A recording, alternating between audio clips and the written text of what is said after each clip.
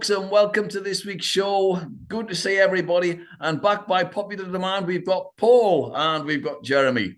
Oh, And today we're going to be doing something a little bit unusual. We're going to be picking what we think are the top 10 most, how would I describe it? What are the top 10 live albums that we couldn't live without? So, yes, we might say that they're the greatest live albums, but basically the ones that we can't cope without.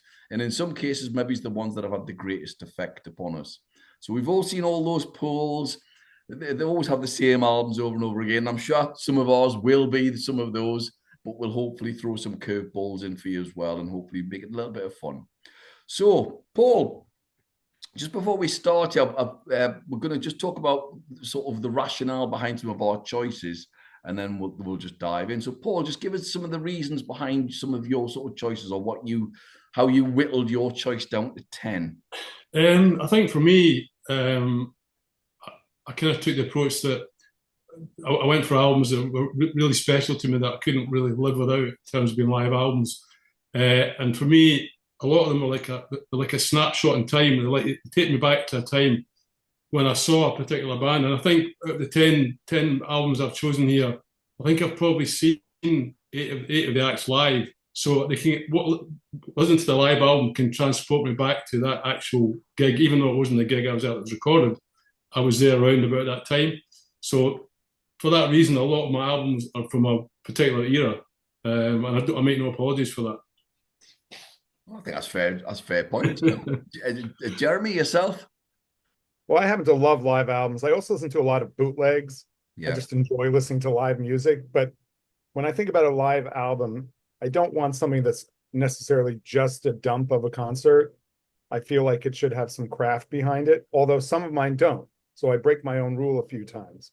When you think about, for example, Elvis Presley, a few years ago, I reviewed this massive box set of every concert he played in Vegas on his first run there. It's pointless to listen to every song 12 times. You have the one they put out that year, 1970 or 71, where they pick the best performances and they sequence them in a way that makes sense, something you want to listen to over and over again. So I enjoy both sides where you get the full concert, but I also enjoy a well-crafted live album that may pick from different dates. The main thing is it should be exciting.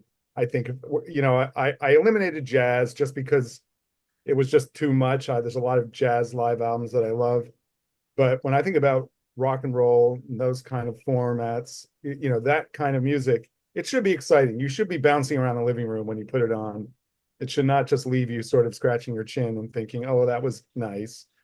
It's got to have an impact. So all the albums I picked have a serious impact on me, and ones that I've listened to over and over again over the years.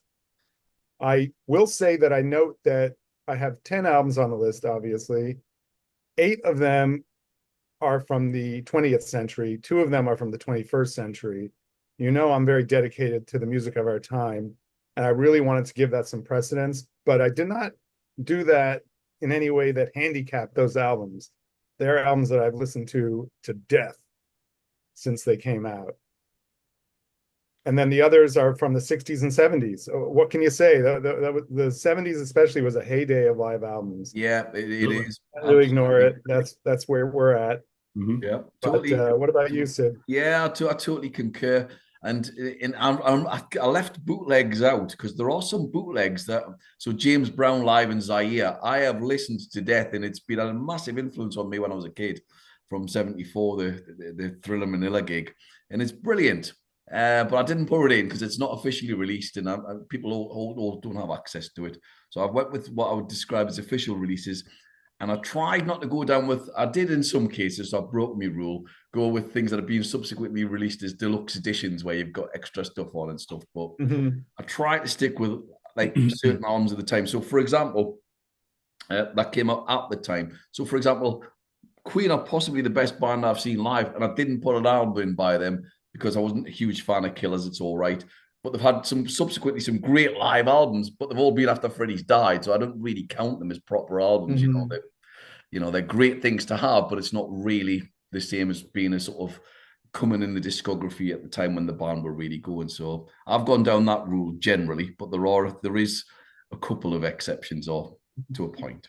So we've all agreed beforehand that all our albums are 5 stars. We're going to go through them and we'll make some points about each album.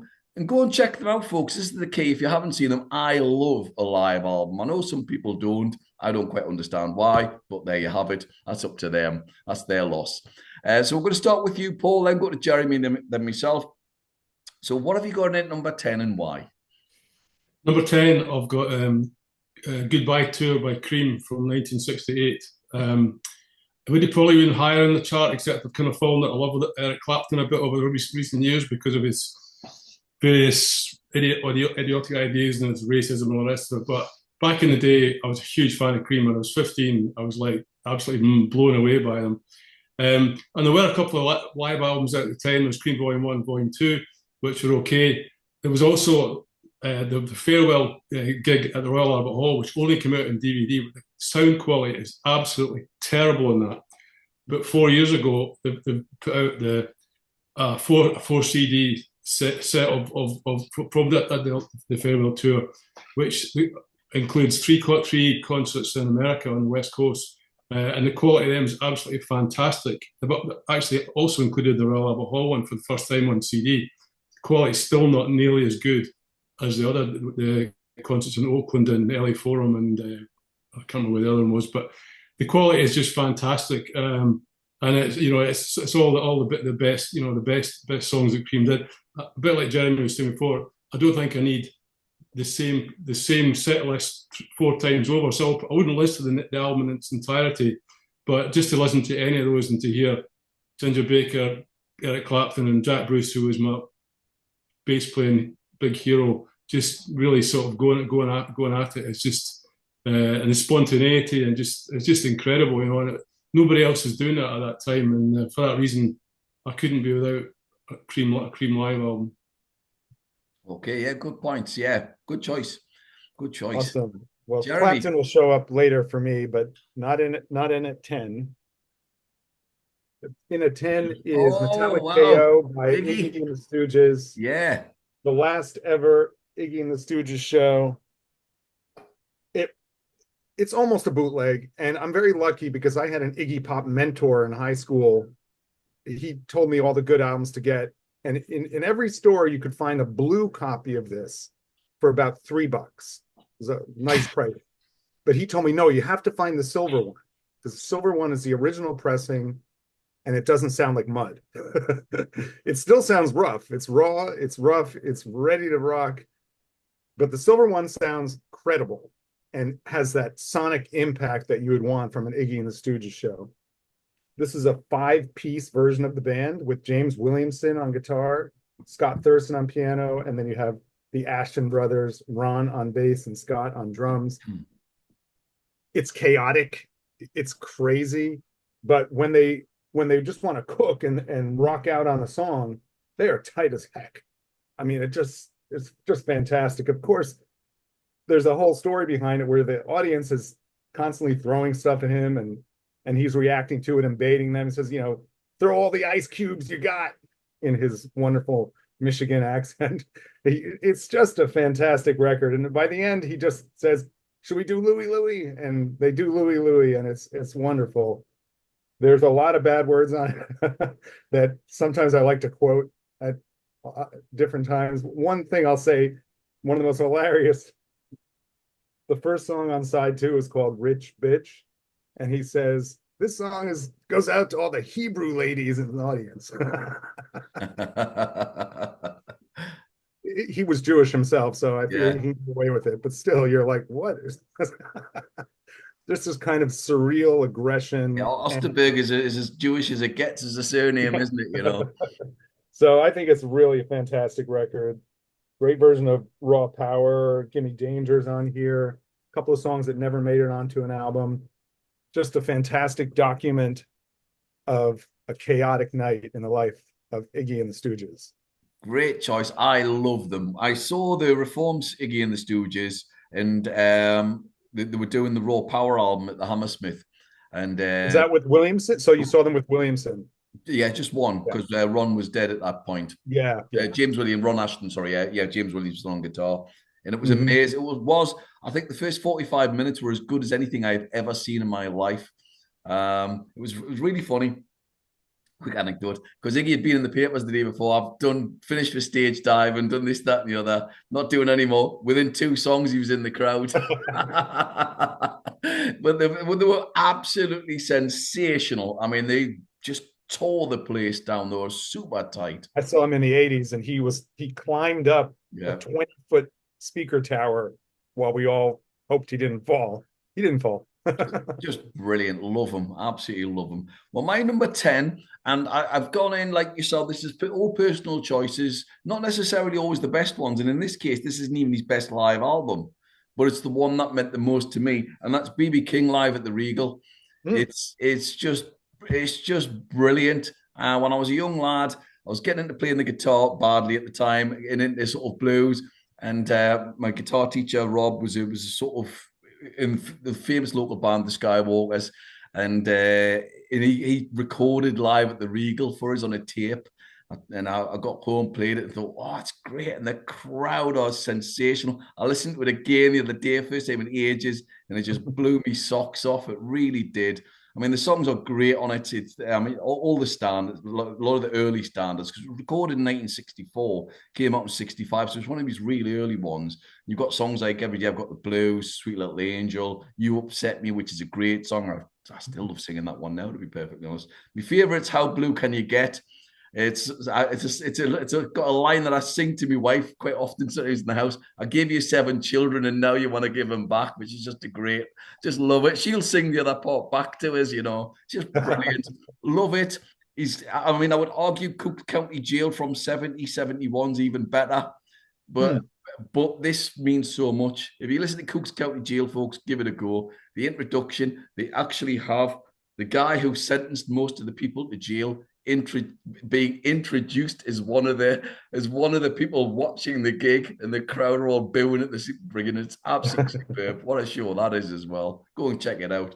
But yeah, well, I see Live at the Regal on a lot of lists of best live albums, so I'm not surprised. Great choice. It's just a great album. It's so. The atmosphere is so electric. I think it's the atmosphere and the people screaming and just tearing the place down by the sounds of it. And BB's playing obviously is just magnificent at this point, but also his singing is sublime. It really is beautiful, rich and gravelly. Oh, it's magnificent. So yeah, that's my number 10. Paul, what have you got at number 9? Number 9, I decided I couldn't possibly have a collection of live albums that didn't include The Clash. So From Here to Eternity, a bit of a cheat because it is a compilation made out of recordings I made between 77 and 82. I saw The Clash in Glasgow, must have been about 1980, I think, when there was a near riot in place. Don't remember much about it, but I mean, this is like a Clash greatest hits live, and I don't think any collection of live music that I had could be without that. I did think about the Clash live at Shea Stadium, which is also quite interesting. They were actually supporting the Who there, and there's some great bits where they're getting heckled by the crowd, and they're telling them quieten down, which I thought was quite interesting. But I still think, from the point of view of the songs that are included, this kind of goes right through their whole career, right? Right from the early stuff, What's My Name, and stuff, Career Opportunities, right up to Straight to Hell, and Armageddon Time, which I absolutely love as well. Yeah, great song. Brilliant stuff, So yeah, not a genuinely a live concert recording, but still an essential part of my collection, I think. Yeah, great choice, and you kind of whack The Clash. I have to check that out. I don't know if I've ever listened to it, to be honest. I saw The Clash at Bonds, their famous Bonds run here in New York City.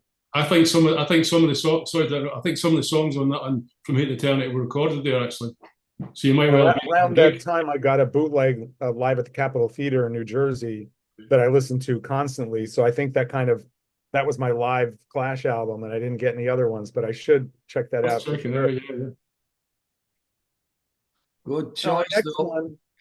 Go on then, Jeremy. What have we got at 9? Next one is another live album that's kind of an experience, and it often gets put down for that reason. This is Lou Reed Live, Take No Prisoners. recorded at the Bottom Line in 1978. He is in a rare form on this record, both as a comedian and as a singer-songwriter. People criticize it a lot because he does tell stories. He does tell a lot of bad jokes and riff on people. He puts down Patti Smith. He puts down Bob Christgau. He uplifts Diana Ross. So, you know, it goes both ways. He's not only putting people down. But the thing I love about it is, first of all, he had a really great band at this time. It's led by Michael Fonfara, and just a killer band. And he's on guitar, and he uses this kind of really thick, I think he was using guitar synthesizer at the time, so it's just this thick, massive sound when he like locks into it. And the set list is amazing because he does Sweet Jane, obviously, and he does I'm Waiting for My Man. He does some Walk on the Wild Side, but he also does, you know, and some of those, like I said, he talks through them. He tells stories. He kind of comes in and out of the song and the story, so it's just an odd mix of things. But then he does a version of Pale Blue Eyes that just slays me. It's so emotional and passionate. It's an equal to, if not better than, the original version. I mean, it just blows me away. He does Street Hassle live, does a beautiful version of Coney Island Baby. He talks all through, tells the whole story of what that's about, you know, growing up on Long Island. It's just a very personal album. I think some of the jokes are funny. I admit they are in poor taste much of the time. I won't repeat any of them here, but I just dig this album. It was tough with Lou Reed because he also has Live in Italy, which is a great record we might talk about during the honorable mentions. But Lou Reed Live, Take No Prisoners, definitely one of my all-time favorite live albums. Interesting choice. I would never, I've never. When I saw Lou Reed, so I'm going to go and check it out. I saw him on the Blue Mask tour, the Legendary Hearts tour, like 5 years later. He barely talked at all. Was that with Robert Quinn on guitar? Is that right? Robert Quine. Yeah, Robert Quine. Yeah. Oh, man. I remember saying to my friend, there's two geniuses on stage tonight. Yeah, I remember that, yeah. But he barely talked at all. He just said thanks and stuff like that. So it was a very different experience. It was completely focused on the songs, which was unbelievably fantastic. But Take No Prisoners is a special album. I love it. Well, my number 9, I've gone punk rock as well, and I've gone Hanks by Stiff Little Fingers, which I wore the grooves out of. And it was mainly recorded at Aylesbury in 1980 and was released sort of as a cheaper sort of album to introduce them to America a little bit as well, because it's basically the first two albums, or half of each of the first two albums just combined. And with the exception, and it's just magnificent. It really is magnificent. I know they also released an album live in Aberdeen from '79, and funny enough, I know the singer reasonably well, Jake. So I was up with a meal with him a while back, and I was talking about it, and he goes, "Oh, it's terrible. That's why we've stopped it. You know, we didn't let it come out properly." And that's just a really great recording. So if you've never heard Live in Aberdeen, folks, go and listen to it, because it's excellent in my opinion. So I didn't agree with him, but it's just a great album. The band, it's sort of the first. It's really, some might argue it's the classic line of Jake Burns, Henry Clooney, Ali McMorley, and Jim Riley. And it's just fantastic. A lot of the great songs there. Suspect the Vice, Gotta Get Away, Nobody's Heroes, Tin Soldiers, which he sort of borrows a little bit from the Almond Brothers at the end on the guitar solo. Johnny Was is epic, and that's the only song that was recorded at the Rainbow, actually. But it's just a fantastic album. It's one of the definitive albums, and I've played it so often. And it's just, as Paul said earlier on, it transports me back in time to being that young kid, listening to SLF. It's just great. What a great album, great band. So the guitarist in my high school band had that album. We listened to that a lot at his house. Yeah, I have a cassette of it somewhere in the closet. Fantastic. It really is fantastic. So Hanks, brilliant. And I had the poster as well that came with it inside. So Paul, what have you got at number 8? I've got a slightly different tack for this one. It's an album, Shadows and Light Live by Joni Mitchell. I was never a big fan of Joni Mitchell back in the day. I was only recently, I had this light bulb moment when I realised that one of my all-time bass playing heroes, Jaco Pastorius, had actually played on this album, and it was somebody that brought it to my attention. I'd never thought about it because I never really paid much attention to Joni Mitchell. And my mind was absolutely blown when I heard this album. It's absolutely incredible. Not only obviously because the quality of the songs and it's Joni Mitchell, but the band who's got together for that gig. Jacko on bass. She's got Pat Metheny on guitar. Oh, yeah. Michael Brecker on sax, and Don Alias on drums. And every one of them was just firing off each other at different things. And for any bass player that hasn't heard this album, I would say you have to go out and hear it. You have to hear the what's the track called again? The Dry Cleaner from Des Moines. The bass playing on that is absolutely insane. And for that one track alone, I would have to include that because I was actually thinking about, because I was a big fan of Jack of Stories before I learned about the association with Joni, and I might have put a Weather Report album on here because I really like their music. But I'm kind of getting 2 for 1 here because I'm getting Joni Mitchell and I'm getting Jacko. So it's an absolutely fantastic album. Some of the best versions of Joni's songs as well, I think, are on there just because of the quality of the musicians that are playing on it. So, what year was that recorded? It was recorded in '79, Santa Barbara. Just a tremendous. I saw her with that band at Tanglewood here in America. Yeah, in Massachusetts, probably in '77 or '78. I'm not sure how long she was working with those guys. I think I was too young to appreciate it. Yeah, I was. My brother was in heaven. He was a big Weather Report fan. Right. Jocko. Because Joni did one of our studio albums. I think it was Don Juan's Reckless Daughter was the one that Jacko plays in that as well. And that again is an absolute insane. The level of the bass player in that is absolutely off the charts. So yeah, those 2 albums together are just incredible. And the guy at the Metallica's got his bass now, doesn't he? Has he? Yeah, so the bass player at Metallica's got his bass. Yeah, which is quite cool. Bizarre, isn't it? Because obviously the guitarist's got Peter Green's guitar. So it's very strange. Considering the music they play, it's very different to those sort of musicians. Yeah, good choice. Interesting choice. Good. Jeremy, what have you got at number 8? At number 8, I have Commit Yourself Completely by Car Seat Headrest. Car Seat Headrest, I think, is one of the best bands of recent years. I got to see them in 2017. It was an after midnight show. In New York, we have this thing called the Governor's Ball, which is a big music festival. It's like 3 days of music, and they schedule in these after midnight shows. So bands that play at the ball will then come into Manhattan and play at a club. Somehow I managed to get tickets. Car Seat Headrest tickets are impossible to get. And there's good reason for that, because they are just one of the best live bands you'll ever see. I saw them at Irving Plaza, and the floor was literally bouncing. The crowd was so into it, and we're all singing along. So that was in 2017. So 2 years later, he comes out with a live album, Commit Yourself Completely, which was recorded in 2018 and has his core band on it, which is Will Toledo is the leader of Car Seat Headrest. And the reason the band is called that is that he recorded his early album vocal tracks in his car. He started out as a one-man band. So to get the quiet he needed and the, I guess, sound quality he wanted for his bedroom recording project, he would go in the car to do the vocals. Somebody who came up on he would just put music on Bandcamp and started to get noticed. Now he's one of the best known, or not necessarily known, but just has a huge following. So when I saw him in 2017, I was just blown away. Absolutely incredible. But that was the 4-piece band, the core, Seth Dalby on bass, Evan Ives on guitar, and the incredible Andrew Katz on drums, who's also an electronic musician. But Will Toledo is just one of those frontmen who takes the stage, commands the room in every way. But on this live album, it's even beefier because they had an additional band practically join them. 2 more guitarists, additional percussion. The sound is huge. It's massive, but it just rocks like a steam train coming through your living room.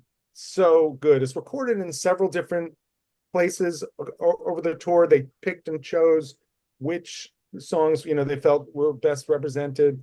But the set list, like all his best songs up to that time, Cosmic Hero, Fill in the Blank is just a terrific song. I'm so sick of fill in the blank. It's just perfect. It's a little if I was going to compare them to any band, it might be the Replacements. They have a little bit of All that right, energy okay. to them. You know, really rocking, chaotic, but also tender, bittersweet at times. Beautiful ballads come along. He also does a cover on this album of Ivy by Frank Ocean. Does a great job. When I saw him, he did Teenage Wasteland by Bowie and just blew it through the roof. He's just terrific. He recently put out another live album. We saw him after this. We saw him in 2021, I think. He was still great. He's headed in a more synthy direction, a lot of Right. synthesizers and atmosphere on the albums. But this is a great representation of his career up till 2019. Fantastic album. Commit Yourself Completely by Car Seat Headrest. I'm going to check it out. That sounds great. Love all that sort of sound. I think you'll love it. My number 8, I've gone, it is number 8, is that right? Yeah, and my number 8 now, I've gone traditional, and I'm gone with ACDC. If You Want Blood, You've Got It. Recorded in Glasgow, 1978. It's just fantastic, isn't it? It's fast, it's raucous. It's got, you know, the band and really at their pomp. Bon is just vocally brilliant. There's sort of no fat around the edges on this album. It's just all bang, straight in at you. The musicianship is tremendous though, and I think they're underrated a little bit in a funny sort of way. I mean, Riff Raff's a great opener. Bad Boy Boogie. If I had to pick one of my 2 or 3 of my favorite ever live songs anywhere, Bad Boy Boogie be one of them by AC/DC. I just love the way it chugs along. They've got the sort of, it's just sort of boogies, it stomps in, and then all of a sudden it sort of just drops a little bit. There's just a little bit of let off, a little bit of air, and then all of a sudden Angus just comes in and builds it up. You can hear the band building up, and then they just kick in. And they lock in so well, and it's got a real punk vibe to it as well, because it was recorded in '78. And I think AC/DC and Motorhead were the 2 bands of that time who were able to cross over between the punk and the metal sort of era thing. You know, they were just great live band, still are.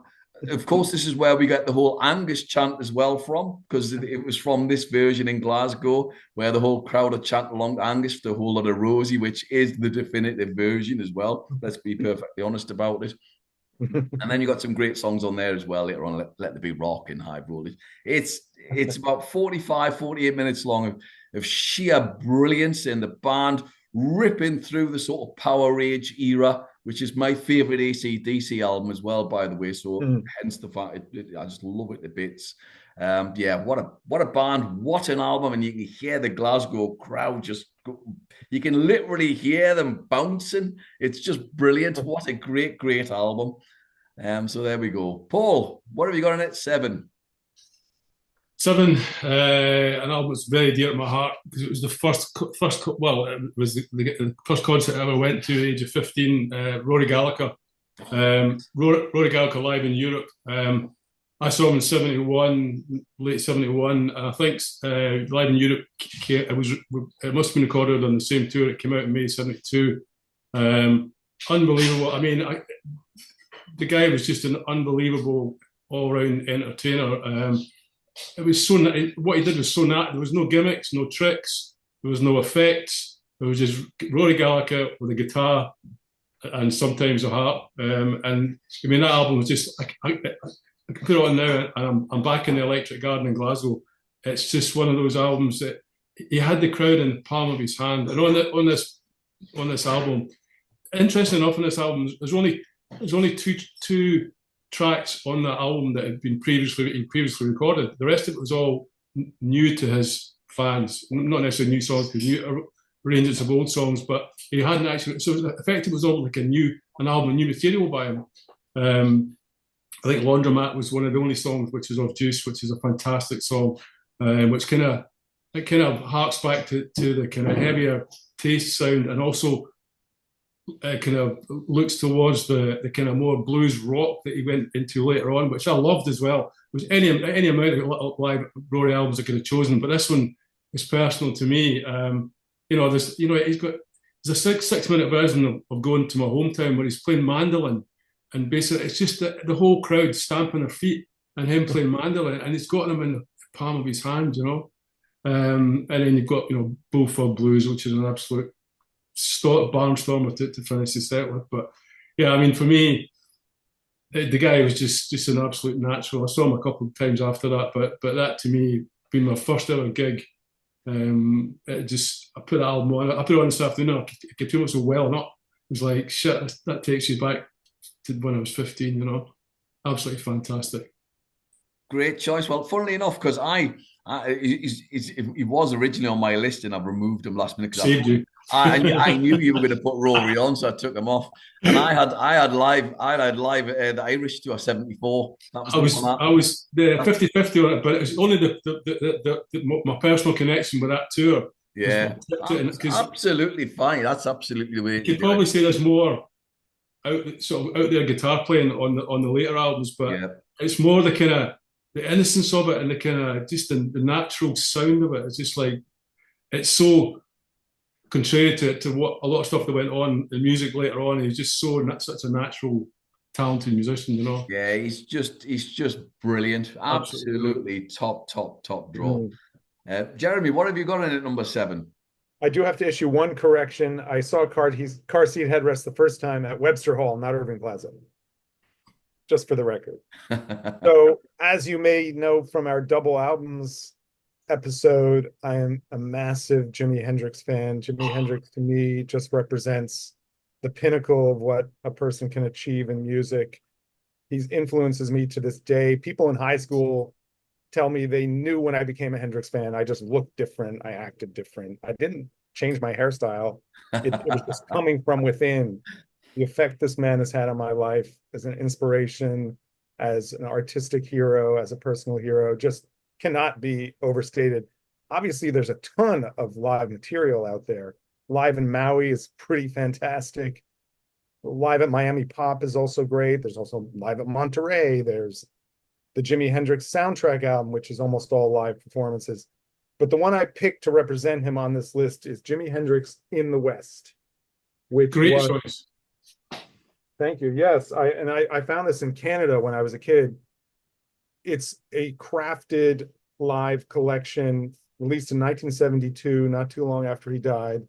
It's taken from several different concerts. 3 songs are recorded at Berkeley. I have the whole Berkeley on another thing now.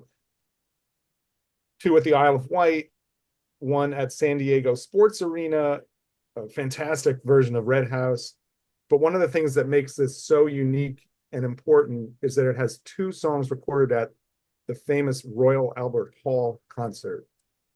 That concert was filmed professionally with multiple cameras, and the film has only been shown once. At the Royal Albert Hall a few years ago, they did a special screening of it, and then they slid it back into the vaults to let the lawyers think about it. I don't know what the legal issue is with the Royal Albert Hall concert, but when they reissued this album, they had to swap out the Royal Albert Hall songs because of these legal issues around that concert. It boggles my mind that it's 50 years after Hendrix died, over 50 years, and we still don't have the complete Royal Albert Hall concert. You can find most of it on YouTube and bits and bobs with different kinds of visuals, but I don't know what the story is. Jimi Hendrix, I've heard good things about her. I've heard bad things about her. She's done wonderful things for the Hendrix catalog. I beg her, please get that concert out here. My mate's dad was at the Albert Hall gig. Really? Can I just say, the version of Little Wing that he performed that night is so exquisite. It blows the studio version out of the water. The guitar solo just rings so clearly, and the fact that he's there in the midst of that, the chaos that was part of Hendrix's life at that time, and just picks out these perfect notes. It's absolutely gorgeous. Of course, he also does Sgt. Pepper's Lonely Hearts Club Band. That was recorded in 7. This is the one from the Isle of Wight. We know he started playing it the week the album came out. He loved that song. He loved to play it. He's got a great version of, like I said, Red House. He does Johnny Be Good. He does a very cool version of Blue Suede Shoes, which is actually taken from the rehearsal. That's very funky, completely flips the song on its head. And then ending with the Royal Albert Hall performance of Voodoo Child Slight Return that just roars. I mean, Hendrix was one of the greatest musicians to ever live, and this album just has wonderful material. It's a great single album representation of him as a live performer. If you can find the copy with the Royal Albert Hall concert tracks on it, do not hesitate, whatever the cost. Can I just, And frankly, I don't think it's that expensive because it's sort of like underrated with all the reissues and complete concerts out there. can I just say that I didn't manage to get Hendrix in my top 10, but that Hendrix in the West is my favourite Hendrix album, ahead of Band of Gypsies and any of the other live stuff. And for all the reasons you've said, I mean, for me, the solo in Red House is one of the best guitars. If I had to pick my favourite guitar solo of all time, it would be the guitar solo in that. Oh, I know, it's unbelievable. And the outro movements, it's like a synth. And the outro solo to Johnny Be Good. It's just like, it makes the head stand up in the back of your neck. It's unbelievable. Right. So yeah, 100% drops out and he just lets it roar. You saved my bacon because I didn't get Hendrix in my top 10, but that would have been my album for sure. And I agree. Band of Gypsies to me is a hugely flawed project. Yeah. I wrote about it. Machine Gun is amazing. There's a lot of dross on that album. Yeah. And Hendrix himself was you know, palm to face about some of the stuff that was going on in that concert. Lost his way, but it was a business responsibility he had to put that album out. Mm-hmm. So great choice. Great choice. Love a bit of Hendrix. Who doesn't? My number 7, I've gone, and I could have went with a couple here. I could have went with Seconds Out, but I've gone with Genesis Live. They're from '73. Because it was that and Foxtrot were the first 2 albums that really got me into Genesis. And I just think it's fantastic. Even the artwork on the cover is bonkers. It's that weird blue sleeve with Peter Gabriel wearing some bizarre symmetrical sort of outfit on. You think, what the hell is that? That's so weird. And it's just brilliant. There's only 5 tracks on it. Gabriel didn't want it to really come out, apparently. I didn't know that. And it was only released in this country in sort of places like Woolworths and that, which is bizarre. But it's just fantastic. I mean, 5 great tracks. It kicks off with the Mellotron opening of Watcher of the Skies. It comes in, the band are in full throttle at this point. It's the classic lineup of Gabriel, Collins, Hackett, Banks, and Rutherford.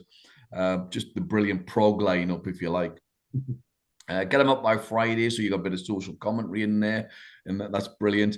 But with them, I think what sets them apart is the fact that they're able to do the whole light and shade thing, and then sort of have the real power side of a band as well. So they can be as powerful as the Who in their pump, and yet they can go really pastoral as well, and do really softer sort of tempo stuff, and blend them sometimes in one song. And they do that with the Musical Box, which is one of my favorite ever songs. It's gothic. The lyrics are really dark, gothic, tell quite a funny story.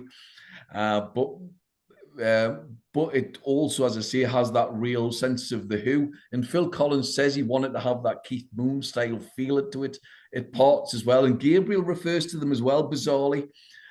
So you've got that, and that is magnificent. You've also, of course, on the album, you've got Giant Hogweed, which is almost proto-metal. And then you've got Steve Hackett doing the diddle. He's doing the tapping 6 years or so before Eddie Van Halen becomes famous with it. I'm not saying he's better at tapping than Van Halen, but he was doing it beforehand. And then, of course, at the end there, you've got The Knife again, which is also quite heavy, really a heavy sort of rock song. Great song, great keyboard intro, and the band off 9 minutes long, of course, has to be. And the band are sort of really fly and really aggressive. Just brilliant. It's a great introduction as well. It was recorded so well. It was mainly recorded at De Montfort and Leicester, with the exception of one song which was done at the Free Trade in Manchester. And it's a great introduction. If you want to get into, have a listen to see what early Genesis is, I always go with this one as an album because it's a really lovely little flavour. So yeah, it's a top-notch album. I absolutely love it. I love the fact that they re-released it a few years ago with a couple of additional tracks on. But what's annoying is I know they recorded Supper's Ready as well, and they've never released that from this gig. So, hey lads, get yourself sorted and give us the full concert. But brilliant, absolutely brilliant. So, Paul, what have you got in at 6? Number six, let's keep maintaining the prog theme to a certain extent, but different era. Porcupine Tree, Anaesthetised.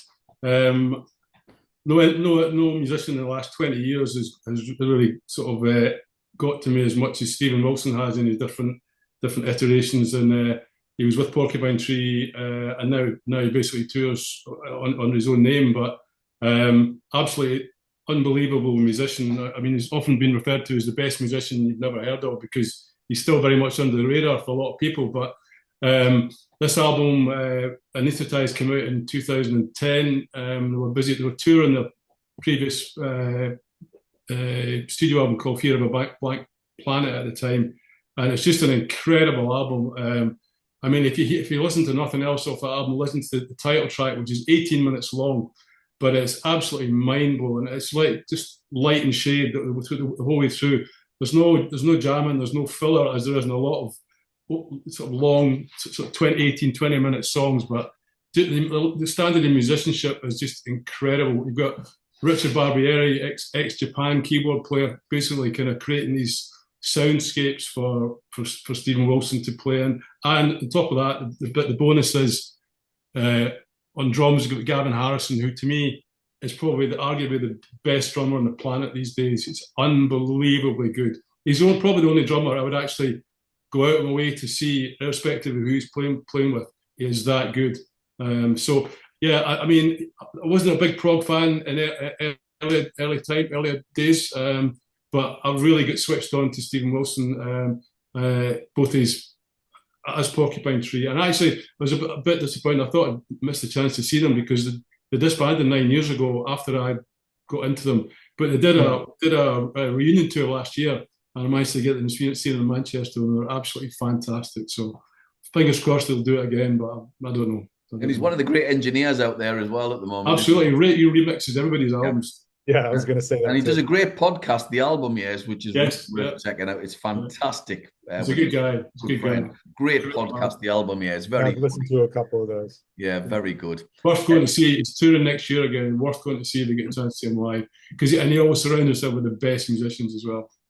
We'll say Gavin Harrison, absolutely fantastic. Good choice. Jeremy, what have you got at number 6? Number 6, I have Bowie, Stage. I got to see Bowie twice. I consider myself very lucky in 1983 and in 2003. The shows were both equally great, kind of bizarre also when you consider that Earl Slick was the guitarist both nights. He had lost nothing. Just a terrific and amazing guitarist if we're going to talk about underrated musicians. But this Bowie Stage album is obviously recorded on the Isolar 2 tour, which was after Heroes. And it takes him through his entire career from that point, starting with Hang On to Yourself, ending with Beauty and the Beast. Now, people complain about this album for a lot of different reasons. It's gone through a lot of different iterations, adding songs, reordering songs, but it is a very well-crafted work of art is the way I look at it. He and Visconti cherry-picked from 3 different concerts, picked the best performances. They also did things like dial down the audience for the ambient tracks so you could actually hear the music. And they recorded those direct to the soundboard. So there's very little audience noise during those. Really gives you that sense of occasion that may have been missing from the actual concert. But when people talk about the Berlin trilogy, I've actually started arguing that this is the 3rd album in the Berlin trilogy. Because if you think about it, Lodger does not occupy the same sound world, persona, or lyrical content as Low and Heroes. Lodger's very similar. I think it's almost a sister album to Scary Monsters. Right. It's definitely a transition to Scary Monsters. It's a little punky. It's a little new wave. It doesn't have that Teutonic men on the top of the peak singing down to you and you're all supposed to bow down. It's not. The Thin White Duke is still very much present here. And I just feel that this album represents the culmination of what he was doing on Low and Heroes. And even the Ziggy Stardust stuff, he burns through it. It's a little candy colored. It's not slavish to the originals. No, it's not. It's very different on the two. Absolutely. But the energy is phenomenal. One of the things, like one album my wife and I used to listen to in the car a lot was the Reality Tour album, which is about 3 hours long. Yeah. The energy never lets up. It's insane. He was just so great. And if you want to talk about a great band, the rhythm section, Carlos Alomar, Dennis Davis, the Dam Brothers, George Murray on bass. I mean, those three could literally play anything. And then you have Adrian Belew, who's obviously one of the greatest guitarists of all time. And I love the story about how they threw him the set list and they said, figure this out, because he was playing with Zappa. And Bowie actually went to Zappa in a restaurant and said, I'll be wanting your man. Zappa hated him, didn't he? Because of it. Zappa realized he couldn't control the guy, do what you want to do. But they threw him the set list and they didn't tell him how Heroes was recorded. They just said, listen to the songs and come up with your own parts. So he figured out on his own how to reproduce Fripp's, 6-layer guitar sound on Heroes and play it live night after night after night. It's just absolutely amazing. He also has Roger Powell on here, Simon House. If you want to talk about prog rock, those guys could play literally anything. It's just an absolutely wonderful record. I also like the way they sequenced it. It's mostly chronological, and the ambient stuff is very well played. It's very beautiful. His voice never sounded better. Just an absolute incredible vocal display. I love this album. You can get the remastered version with the extra songs, reordered songs. You can do all that, or you can just stick with the original 2-record set and hear Bowie in his prime and as the Berlin Trilogy. It's magnificent. It is magnificent. As you know, now, bizarrely enough, when I was starting to get into Bowie in high school, this record was already out of print. Really? Only 2 years after it was released. It was a loss leader. You could find cutouts. I used to have 2 copies. I gave one away to a friend. Because you used to get a colored vinyl as well, was the other way to have it as well. So I've gone really traditional here. Alex, my good friend, would kill me if I didn't put this in. And I've gone with the Almond Brothers live at Fillmore East, which is just brilliant. It really is. It's on the greatest hits, greatest albums of all time list for a reason, because it is brilliant. The band are just fantastic. We recorded over 2 days. Dwayne Allman is just on fire on this. It's really something special. He rarely gets mentioned compared to the likes of Clapton and Page and all these guys, and he should be mentioned a lot more often, in my opinion. Obviously, he died so very young, unfortunately. But wow, what a player! Him and Dickie Betts, just what a great combination. I wrote you, I didn't realize there was supposed to be horns on it, but they messed up with the mix. So it's weird how it was recorded. It's really strange. But they're such a great band. They're so eclectic. You've got blues in it. You've got jazz.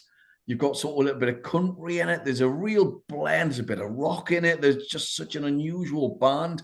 Such a talented and gifted band. Greg Allman, what a singer. What a keyboard player. Just 2 drummers. It's so different as a band. Massive. Stormy Monday. It goes on forever. I think it's still being played somewhere. It is the definitive version. Whitman Post is just great. My old band we used to do Whitman Post live and die. People didn't know what it was. We played it perfectly. People just stare at you and was that at the end. Some great songs on it. Hotland, Memory of Elizabeth Reed. Wouldn't be able to play on a great jazz album, actually. It's just a great album. The box set that came out as well with I think the 3 nights or the 3 or 4 gigs version of it is brilliant as well. Although there's a real argument that the proper original one is the one to go with. Otherwise, it just gets a bit too much, as you were mentioning before with Elvis. But it is fabulous. If you've not heard it, go and check it out. And what have you been doing is what I would ask as well. So yeah, it really is great. And you want to know something I learned a few years ago about that album? Yes. Concert, or one of those concerts, or some of those concerts were actually filmed for American Public Television, PBS. I'm not sure if it was ever broadcast, but you can find it on YouTube if you look for it. You put a visual to the sound. It's pretty amazing. Wow. I didn't know that. That's fabulous. I shall check it out later. Paul, what have you got at number 5? Number 5, going pretty traditional again myself this time. Humble Pie performance. Humble Pie band I don't think get the credit that they really deserve. And in some ways, I think they kind of shot themselves in the foot, because one of the criticisms leveled at them was the quality of the material they wrote themselves, which I think is a little bit harsh. But on the performance album, there's only one track they record, which is their own material. Stone Cold Fever is the only song that they wrote, and the rest are all covers. They do an unbelievably great job of all of the rest of the covers. I mean, there's just some fantastic versions in there. You've got Rolling Stone, you've got Dr. John's Walking Gilded Splinters, which is 20 minutes, the whole side of that double album is Gilded Splinters. But it just kind of highlights, I mean, what a frontman Steve Marriott was. What arguably the best frontman has ever been in terms of his voice, his presentation, his stagecraft. And you've got him and Peter Frampton. Their styles really complement each other. The very bluesy style of Marriott as a guitar. It wasn't really as highly rated as a guitarist as he should have been. And Frampton's got that distinctive style. He's one of those guitarists that you hear something you've never heard before, and you immediately can say, "Oh, that's Peter Frampton." He's got that kind of jazz inflection in what he plays, and yeah, I just think it's a great album. And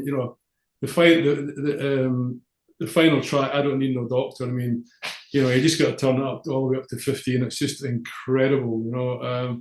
Just a great live band. And as I say, I don't really think they got the credit at the time they really deserved. I saw them live a few years after that when Clem Clemson was in guitar in Glasgow, and actually there was 3 tracks from that very concert were included on the Eat It album, which was great. But yeah, great live band, absolutely great live band, absolutely magnificent. And I've said before, haven't I, that I met him, yeah, because he came into my record shop. Yeah. And so I was talking to him for about 10 minutes, and then we went next door, the Frog and Nightgown, and had a pint and had a bit of a chat. What a lovely guy. And then that night he played in a tiny little venue on the corner to us. I think it was called the Bear Pit then, I think. He was his own roadie, and it was basically like a blues set. His guitar playing was out of this world. Yes, he's an incredible singer. Of course he is. I remember him doing an amazing version of 5 Long Years, and his vocals were one of the greatest gigs I've ever been to. Probably makes my top 10 concerts ever. And then his guitar playing was just sensational. And you know what? What a lovely bloke. What a really nice bloke. Tiny, hence the small faces, but what a really nice guy. So yeah, that's top man, Stevie Marriott. And I saw him twice, but the first time that little small gig was amazing. In fact, I might have seen him 3 times. I think he might have played the Mayfair twice. But yeah, what a star. Great album as well. Absolutely superb. But great choice. I love that. That was just on the edges of this. What have you got at number 5, Jeremy? Number 5, I have a debut album that's also a live album, and I'm kicking myself because, to my mind, there's 2 great debut albums that are also live albums, and somehow I completely forgot about "Kick Out the Jams" by MC. I'm kicking myself right now. I don't know. This whole show should be recut. Anyway, call me in 2 years and we'll do it again. But I'm going with 5 Live Yardbirds. You want to talk about Clapton at his best? I actually loved Clapton in the Yardbirds and in Derek and the Dominoes, and most of the rest of it, not at all. I think he was at his fiery, passionate best in both of those bands. And when you think about what was going on in London in 1964, if you hear live recordings of other bands from that time, the Beatles, obviously the Beatles were a great rhythm machine. They played their songs and everybody was locked in. But the Who were kind of like ramshackle. The Stones were sort of doing these blues covers and not sounding very convincing.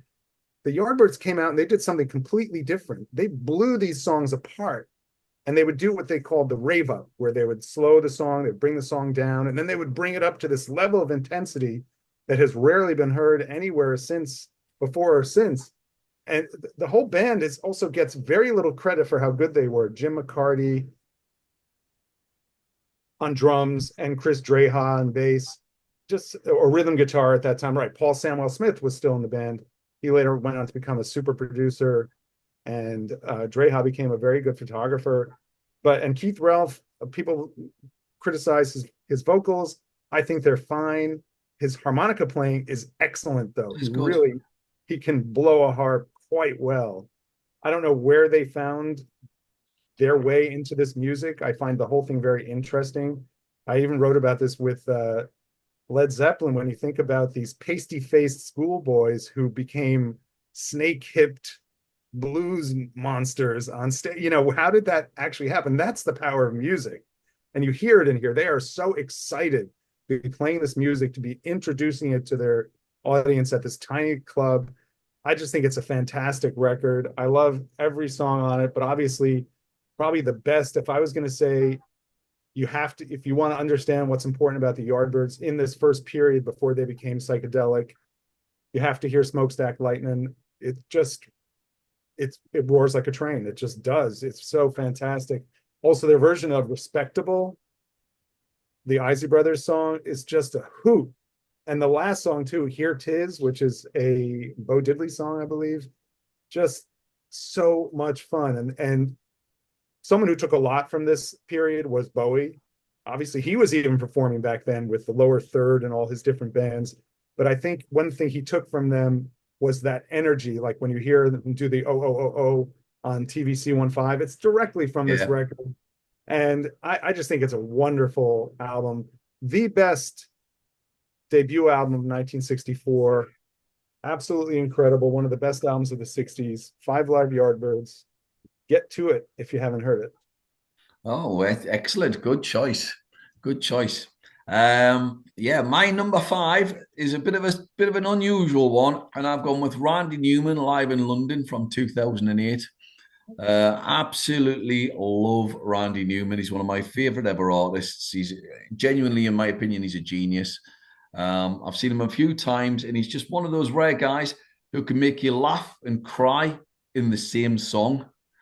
He's so moving, so articulate, and his craftsmanship is almost second to none. And on this gig, it's brilliant because he recorded with the LSO Orchestra in London, the London Symphony Orchestra, and it was recorded for the BBC as well, so it came out all at the same time, promoting the album. But really, it was like a greatest hits gig, and what's great about it is the stories as well. He's genuinely very, very funny. He's one of those guys who can make your belly ache with pain laughing. And then he can do like a really lovely song, and you're weeping, or it's just brilliant. And then he's got obviously all this satire with political science and all that sort of in terms of his songs. But I mean, he did a song called "I Miss You," and it's about his ex-wife. And it was so touching. You think he goes, "Oh, this is a song I wrote whilst married to my current wife about my ex-wife." And it's called "I Miss You" when you listen to it. And for everybody's been in a relationship, and you go, "Oh, it would be nice to speak to somebody again, wouldn't it?" I'm not going to go into the whole hoo-ha. But it really sort of, you think, wow, isn't that beautiful? Isn't that beautiful? He captures a sort of a theme and a moment so beautifully. He's just... Honestly, I think he's a genius. It's just got so many great songs on it. Louisiana, he's very political as well, of course. He's very much on the left. You've got like Marie, God's Song, Louisiana 27, Sail Away, I'm Dead, but I Don't Know It. He's got the crowd singing along. So they're all singing, I'm dead, I'm dead. And it's just brilliant, very funny. As I say, a great, funny, great album. He does You Can Leave My Hat On. And he moans about the fact that Joe Cocker had a hit with it. And he goes, why didn't I think about it? He says, I'm playing it, yeah. But no, Joe decides to move it up 2 or 3 keys, and all of a sudden it sounds much better and much brighter, and he plays it up. It's just excellent storytelling. The guy's a great raconteur, just a great raconteur, very, very funny, articulate man, and just absolutely brilliant. So yeah, Randy Newman live in London, and there's a brilliant video to go with it as well. So either listen to it or watch the video or whatever, but it's just magnificent. So yeah, Randy Newman, that's my... I mean, what a catalog of songs he had to choose from by then. It's kind of crazy. Yeah, that's his first album is a little tentative, but the next 3 or 4 are among the finest of the 70s. They're so great. Yeah, I use the word, I don't try not to overuse the word genius, but I do think he is. and he's one of those guys who are not spoken about enough. Doesn't get mentioned on any lists. Just doesn't get brought up. But I'm sure he will when he one day passes. But wow, what a back catalogue he's got. So if people know him today, it's mostly for You've Got a Toy Story from Monsters Inc. or Toy Story or whatever. He did songs for those that are really great. Yeah, they are great. Yeah, they are great. Absolutely. So, Paul, what have you got in at number 4? Number 4, another album that's very dear to my heart. Free Live. Huge fan of Free. Going back to when I first got into music at 15, just discovering this whole new world, this whole amazing world of music that opened up for us at that age. And I got a chance to see Free. And you're talking about the crowd bouncing at Green's Playhouse, which then became the Apollo. I was there many a night, and I was there. I saw Free there. It was their last ever gig in the UK with their original lineup, because they then went off to America. Andy Fraser got fed up with Cross-Off's antics and left. And when they came back, they had a mute and a Tetsu Rabbit. So it was the last gig in the UK, as far as I'm aware, with that lineup. And I was in the balcony for that. And that balcony in Green's Playhouse, it bounced when bands were playing and people were jumping up and down. How it didn't ever fall down, I do not know. But the album's fantastic. I mean, I'm not a big fan of All Right Now as a track. I don't think it's representative of Free. It's okay, but it's not really what they're all about. But when you get into things like Fire and Water, absolutely incredible. And the big highlight on this album for me is Mr. Big, both for the contribution of Kossoff's solo. It's a gut-wrenching solo. It's absolutely, Kossoff, his mantra was less is more. And the emotion he wrings out of his guitar, playing, a fraction of the number of notes that the other guitarists played is just unbelievable. And they've got Andy Fraser's bass solo as well. Andy Fraser, what a player! I went to see. There's a free appreciation society have a concert every year near us in Newcastle. I went one year, and Andy Fraser was there, and he got up on stage with one of the tribute bands, and he did a couple of songs, including Mr. Big, and I'm like, I have died and gone to heaven. And I got to shake Andy Fraser's hand as he came off the stage, which was like, and he died about a year after that, actually, but just an incredible band, and again, just there was no tricks about what they did, it was just like there was no effects, it was just pure music, and I just loved it, You're only about 20 years of age as well on the album. Yeah. It's incredible, man. Andy Fraser was really, I think he was the youngest of the lot, Real tragedy that Paul Kossoff died so young. Yeah. Oh, absolutely. Absolutely. He was a very, very good musician. Yeah. He was such a good guitarist. He just couldn't handle the fame, I think, but yeah, just reminds me of great times. Truly great band. And if you're watching, Paul and I did a Free show, so go and watch the show on Free. I need to watch that. I'm a little ignorant about some of Free stuff. Free are tremendous.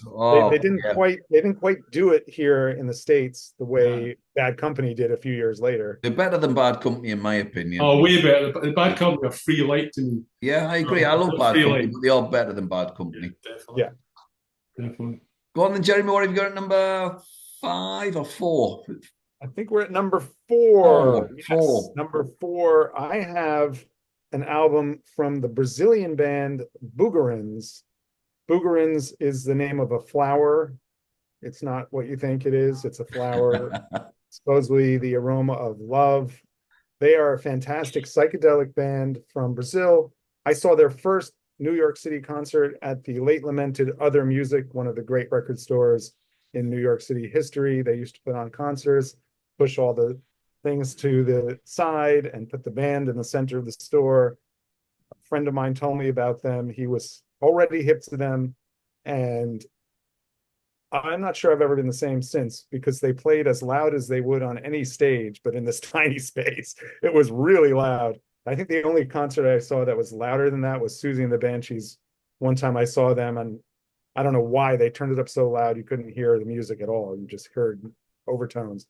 But Boogerins was not that. One of the great things about them is just the interplay between the instruments, and they also like to put a lot of electronics in, so it's not a straight up psychedelic guitar band.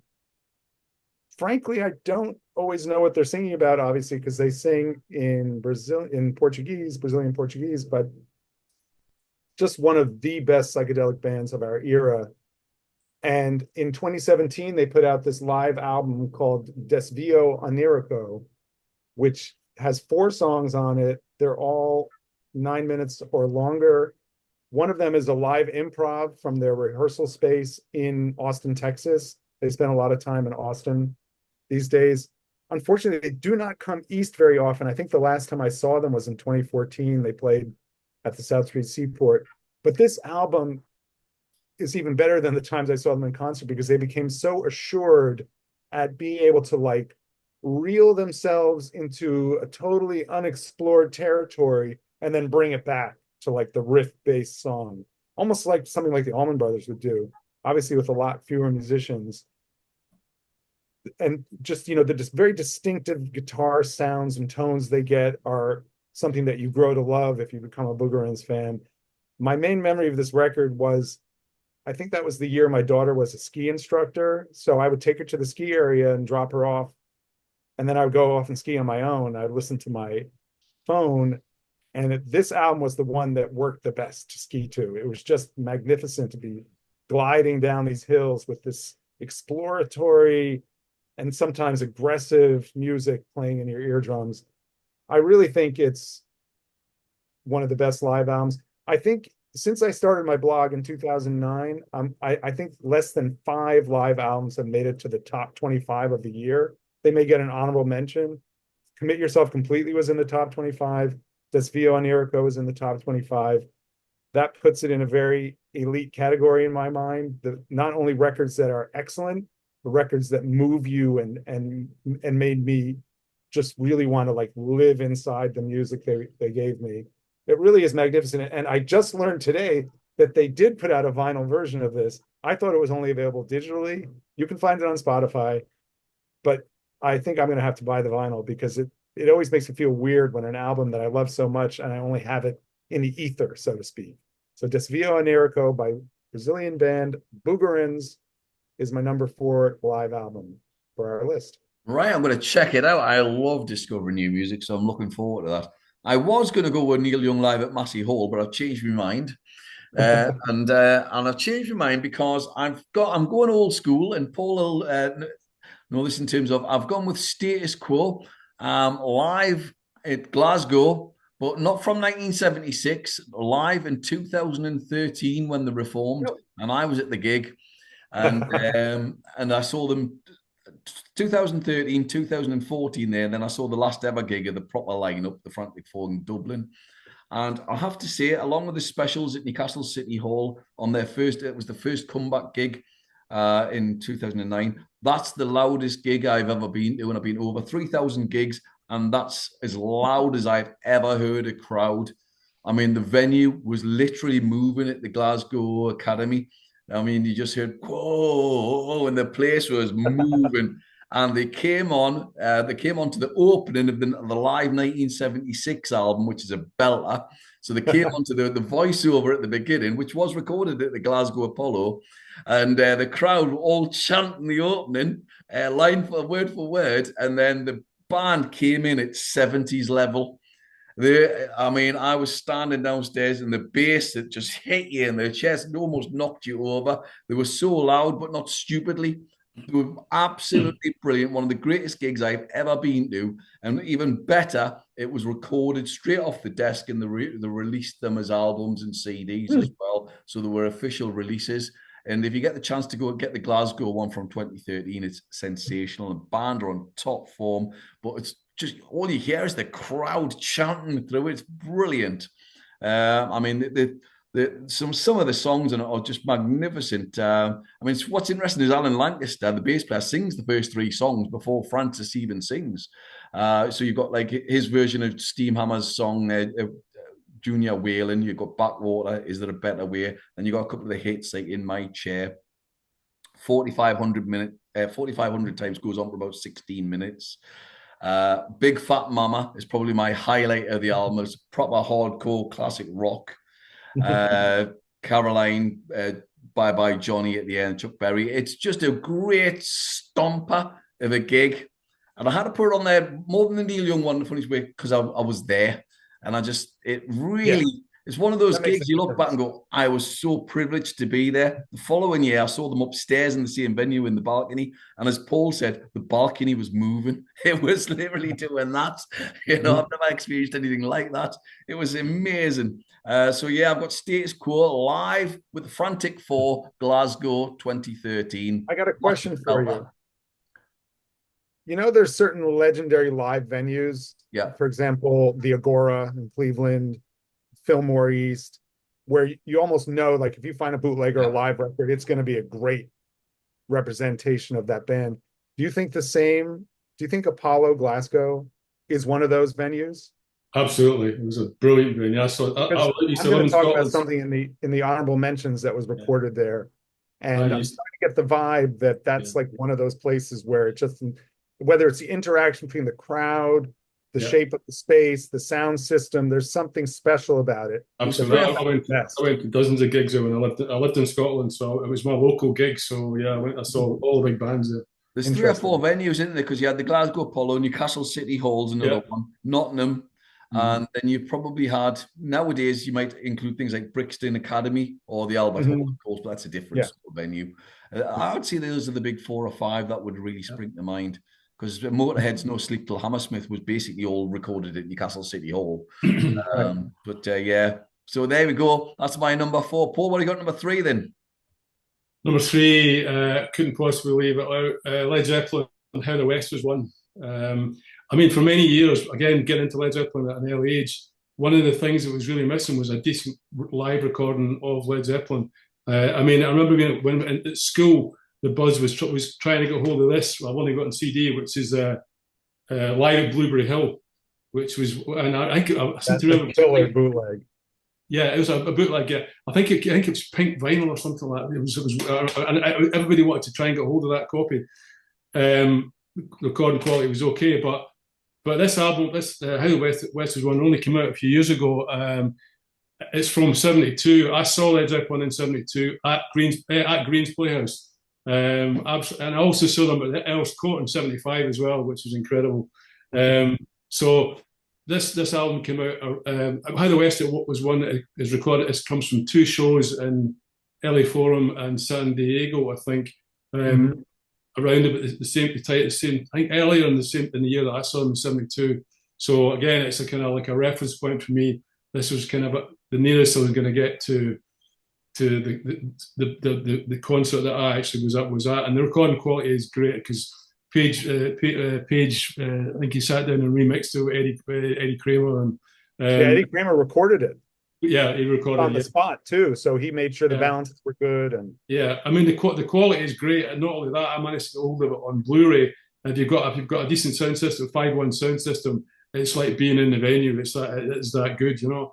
I mean, obviously they play all the things you would hope to hear. I mean, also a bit late. Well, they brought out the Song Remains the Same, which was okay. It was a bit weird, also, that whole concept thing of the different, and the concert stuff from Madison Square Garden was okay.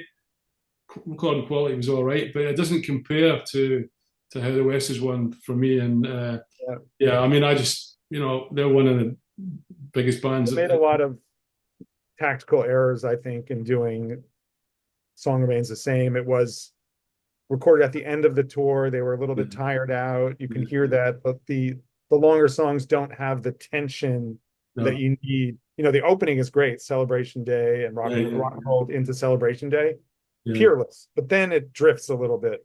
So I was super happy when he came out with that, and it was very close to being on my list of 10 too. Same. There's some fantastic songs in there. The song that gets overlooked to me, The Ocean, the swagger in that song. If you ever see them play it live, it's just like, this is a band that they really know that they are it. You know, they're just totally on top of their game. You know, just absolutely fun. I mean, it was 1 or 2 things kind of got a bit overblown. You know, they'll kind of, you know, 23-minute versions of Whole Lotta Love and things like that, where they go into medleys of Elvis Presley and different things. But that's just what bands did back in the day. And but the interplay again between them, it was just incredible to see. You know, and there was a live recording of that very gig that I was at in Glasgow. a studio one, and I was really excited when I was able to download it, but the quality is horrible. It's been recorded in a little handheld cassette recorder in a plastic bag. So I've got it, but I would never listen to it because it's so bad. But I just keep it because I know I was there, But this is the nearest I'll ever get to having a decent recording of that concert. So yeah, absolutely fantastic. Great choice. It's on my sort of honourable mentions, and definitely. I love the Paris gig they recorded as well. I think is it Paris Studios? Paris Studio. It was BBC. Yeah, BBC. That was right close to my list. I nearly chose that one. And one of the most interesting things about that one is it's the BBC recording. It's the BBC studio recordings of Led Zeppelin, and it includes from the Paris studio the first ever performance of Stairway to Heaven. Exactly. It's like any other time in Led Zeppelin's history, there would have been rapturous applause when that song started. Yeah. Right. It's just like never heard of applause. And even at the end, it's kind of stunned silence, and then a mild ripple of applause again. It's like, when you think of how big that song came in Led Zeppelin's history, although it became an albatross on the neck. Absolutely. But, yeah, it was an interesting version of it, just for the very fact it was the first time anyone had ever heard it. Great choice, though. I know Jimmy Page put some of the 75 tour on the DVD box set. Yeah, that's good. Yeah, but we still need a proper thing, don't 1975. Well, I have bootlegs from 75, Seattle 75, Baton Rouge 75. They are just at the top of their game. Well, I mean the Rover, it's unbelievable. And agonizing get in there and do that. Agonizingly on that Led Zeppelin DVD, which I was looking at today, there are 7 or 8 songs from Earl's Court, which I wasn't necessarily at that gig because it was a week long. I don't know. Right. I don't think it was the night I was there. It was recorded, but it was close enough for me to say I was there, kind of thing. But they could just put out that concert, but not on an album. Yeah, I think the Seattle run and the Baton Rouge concert, even though they're bootlegs and the sound is not great, it's perfectly fine, and I'm sure Page could work his magic. Absolutely. And one of those concerts would blow your mind. Like 3 hours. The Seattle concerts are 3.5 hours long, and they're just unbelievable. The Glasgow. We can talk about Led Zeppelin all day. the Glasgow gig, I was that was 3.5 hours as well. They did an acoustic set. They did a blues set. I remember John Paul Jones put an electric upright double bass. It's the first and only time I've ever seen anyone play one of those. Mind blowing. Top musician. Anyway, Jeremy, what are we before we go on to Led Zeppelin more? Jeremy, what have you got at number 3?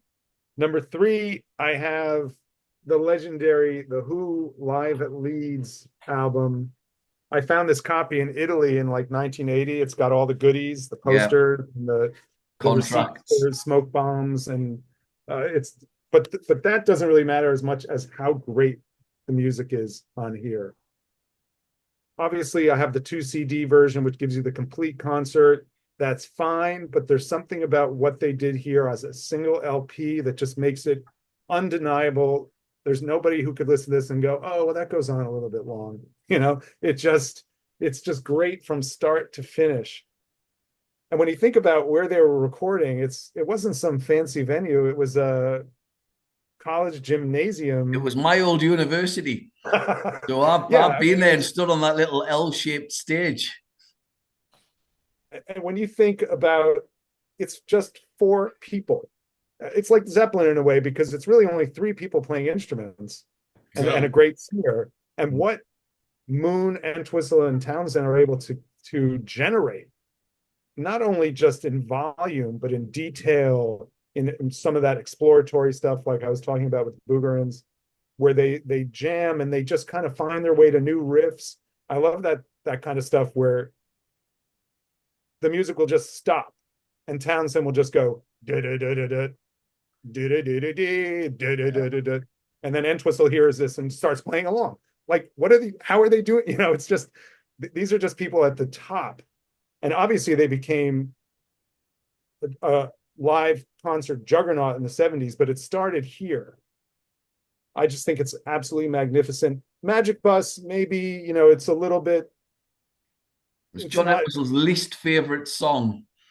It's and My Generation, the blues version, you could quibble about that, but it has some of those great riff moments where Townsend is just working stuff out. And side one, you've got Young Man Blues, Substitutes, Summertime Blues, and Shakin' All Over.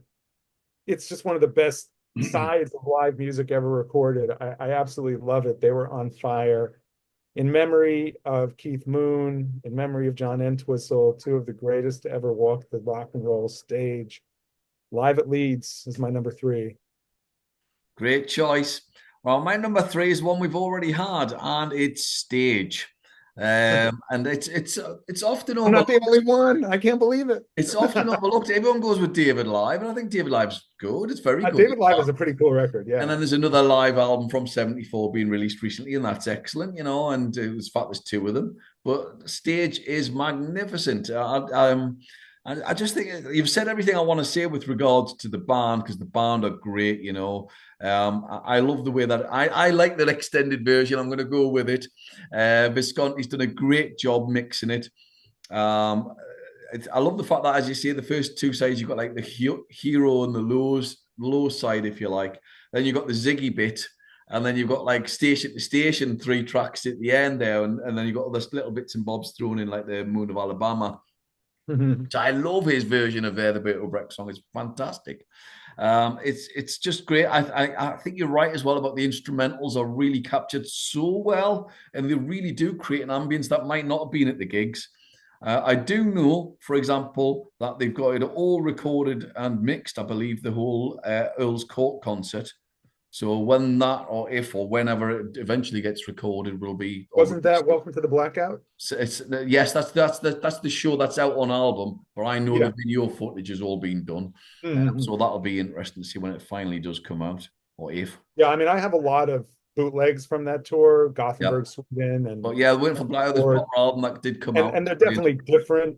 You know, than the Stage vibe. There's a bit more of that spontaneous energy, but I think, like I said before, they were trying to craft something that was within the persona of Low and Heroes. And I think his voice is at his peak at this point. I think when he hits the falsetto on Heroes is one of my favorite ever moments in singing. Yeah. I think it's just magnificent. I love it. I love Baloo's guitar playing, as you were saying before there. I mean, I was lucky enough to see him 8 times, I think it was. And I saw him twice on the last tour, and they were brilliant. Glasgow was the last one, and that was incredible. The Glasgow. He did about 28 songs. It was an incredible show. I was there with Neil out of our band, Paul, and that was a cracking gig. And Manchester with him. But I'd love. The 78 was the one too I didn't get to see him, obviously, and I'd love to have gone to see him. I've got a ticket on my wall there from Newcastle City Hall, and I'd love to have seen that concert. So yeah, that's my number 3. You've said everything I want to say about it. Brilliant album. The remaster is magnificent. He's done such a good job on it, and I listened to this album I think number 2 is the one I listened to the most. But that's probably the next one I listen to the most. It's just brilliant. So, Paul, what have you got number 2? Well, I'm not sure if I get away with this or not, but I'm gonna go for it anyway. It's Woodstock. Woodstock. Which, I mean, it's an album, and I mean, it's more than an album. It just sums up an unbelievable time in music. And there's just so many amazing bands played that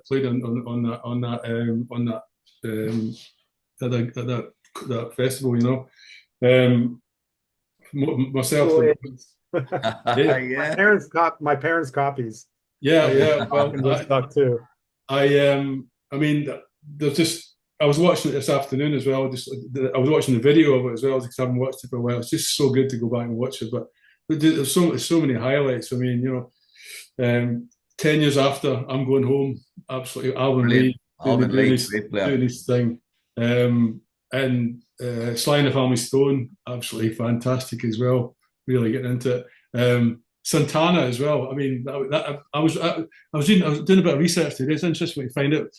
Billboard magazine apparently voted Santana's performance of Soul Sacrifice as the best moment in Woodstock, which it was brilliant. I watched it today. I can't really argue with that. I mean, you could say maybe I Want to Take You Higher by Sly. I know. I don't. I'm not saying that. Final Banner. I mean, they're all up there. Yeah, I wouldn't. I'm not saying I'd necessarily agree with that. I think it was brilliant.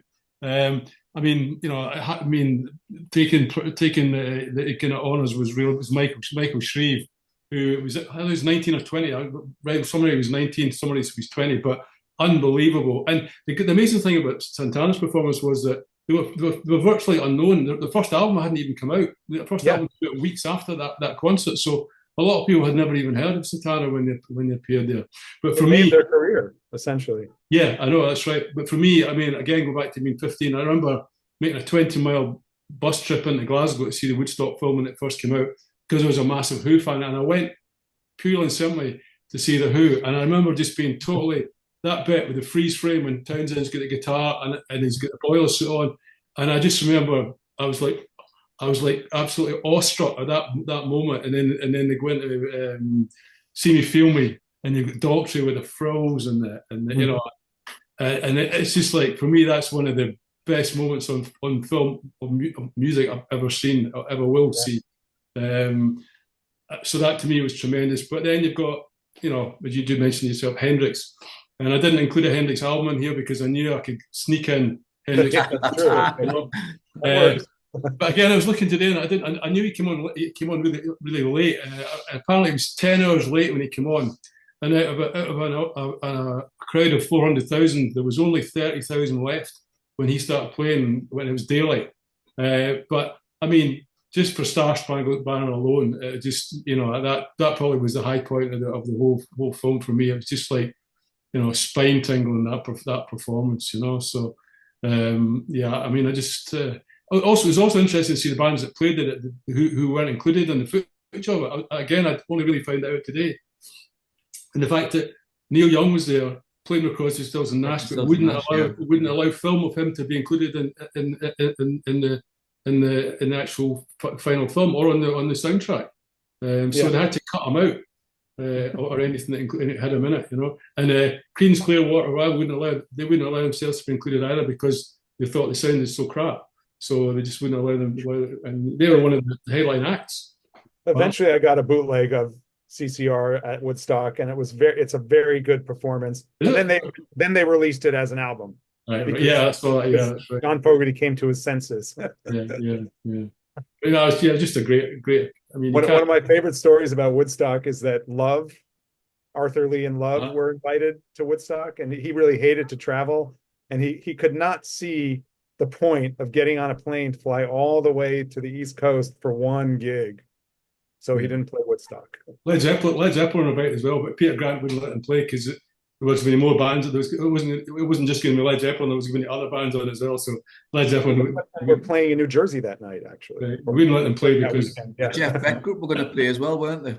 Sorry? With the Jeff Beck group was supposed to play Jeff with Beck was supposed to play as well. Yeah, that's right. Yeah. But yeah, great slice of music history there. I have a friend who insists that Sha Na Na gave the best performance at Woodstock. The youngest guy, the second youngest guy at Woodstock was Michael Shreve. The youngest guy, I found out today, and I forget his name, was one of the members of Sha Na Na, was only 18. So that's today's useless piece of information. Well, it's a great choice. It's definitely a different choice to see you've shoehorned a number of artists in there. That's quite clever. I wouldn't have thought of it, and I didn't. Jeremy, what have you got number 2? Number 2, I have Bob Dylan, Hard Rain. I mean, mate, Simon will be delighted at that because that's his favorite.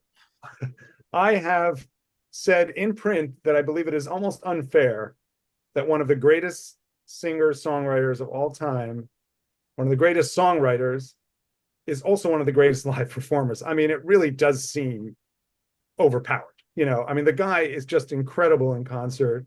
I can't think of how. I have so many live recordings of him, whether the bootlegs or I have a Rolling Thunder box set.